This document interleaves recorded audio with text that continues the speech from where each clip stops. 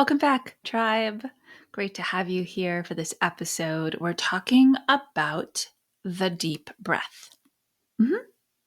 Why do they, as in everybody, including me, tell you to take a long, slow, deep breath before engaging in that next conversation after you've been highly triggered? Why? I'm sure you've heard lots of great reasons, and they're all valid. It's so important to hijack our trigger, right? Otherwise, we get caught in what I call and teach the trigger trap reaction cycle. That if you are following my finger, watching me on YouTube, you will see never ends. We get stuck there. I get triggered, I say something I don't mean or shouldn't say, or it lands badly, the child gets triggered, they do the same, get triggered again, I react again, and we get stuck in the cycle. A deep breath causes us to have to stop and think, to use our cognition, our brain power. Even for just a millisecond, that break is enough to allow us the opportunity to choose our next behavior, to choose our next words. But there's something else. And I just realized this recently while I was doing a morning meditation. And this guy was walking me through the box breathing, which I highly recommend if you don't have even a 5-minute practice a day. Just start with 5 minutes of box breathing. It's breathe in for 4 seconds, hold for 4 seconds, breathe out for 4 seconds. That's a box. And you do it a bunch of times in a row, and it gets that vagus nerve just feeling really calm and centered and calms you. So when I'm highly triggered, I have now taught my trigger brain through lots of practice and time and years. It doesn't always work, by the way. You know that. We're humans, our subconscious takes over. But I try really hard to use a box breath. 4 in, hold 4, out 4, before anything else comes out of my mouth.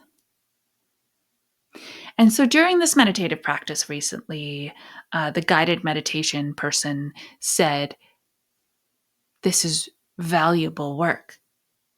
Did you know that you can't speak on an inhale? You can only speak on an exhale.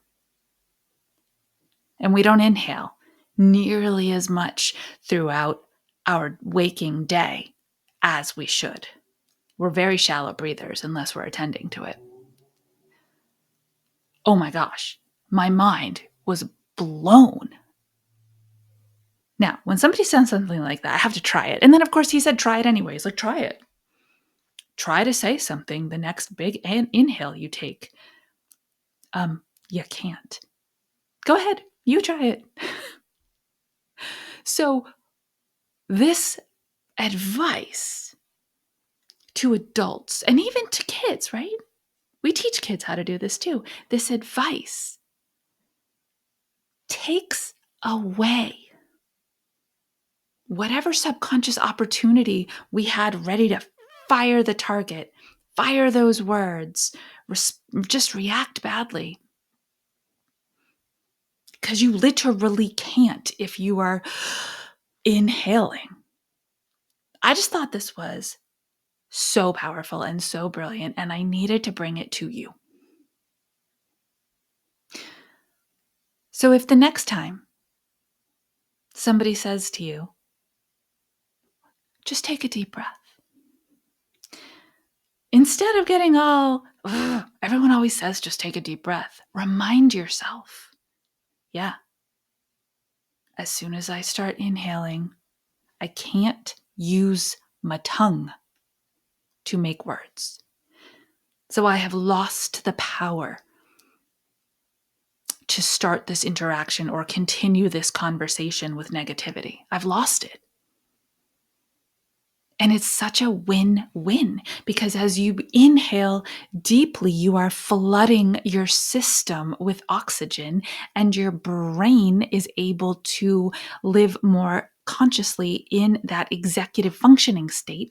And you are able to choose wisely, to choose differently that next action, those next words. It reminds me actually of the cycle, the mental cycle we go through with exercise. Many of you know, over the last year, I have embarked on a fitness journey. And so I've been really finding parallels between the effect that exercise has on the brain and the body and the chemicals that it produces in your system, and then the choices I make on the other side. I expend a lot of energy. And some days it's really hard work to get myself out and running or get myself on that treadmill. And I don't want to do it.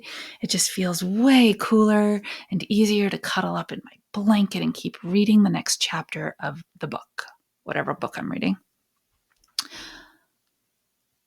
But then I do. And I get flooded with those good chemicals. And then on the other side of the exercise, instead of reaching for the muffin, gluten-free, of course, but that doesn't make it healthy, or reaching for the banana bread, made some recently, it was delicious, I reach for the oatmeal, or I reach for the eggs. Why? Why? Our brain is in the right space. I'm in my frontal cortex. I am able to say that if-then statement with such cool reasoning and just understanding. If I just put out all this energy to increase my fitness, to honor my body, to make sure that I'm living inside this healthy temple so I can be my best self and always do my best work and live a long time, that's ultimately my goal, then why would I counteract it by doing this thing I know is just going to set me back to basics? Why? No. When I do big work, I choose healthy. When you stop and take that breath and flood your brain and your body with the tools and resources that it needs to stay in an equilibrium state, to stay in an executive functioning state, you are able to make better choices. Why would I choose to speak to myself that way? Why would I choose to speak to my child that way? Why would I choose to speak to my students that way? When people speak to me that way, I know how I feel. That is not the story I want to put into these tiny people's heads. Let me make a different choice. It's a lot. It's a lot because that hijack moment can become habitual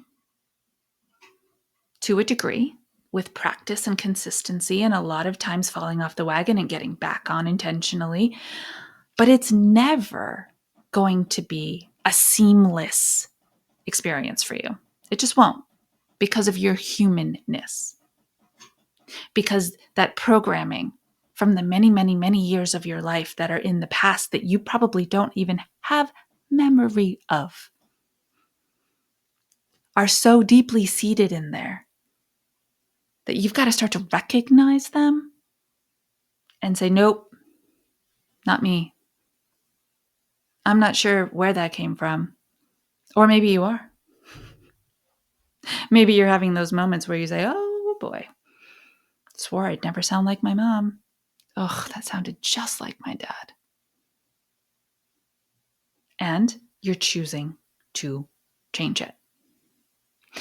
If you need a mantra for your deep breath, Because sometimes just the breathing enough is not enough for us if we are in a highly triggered state, if we've gone from executive functioning state down to survival state or that high emotional state, which is in the middle.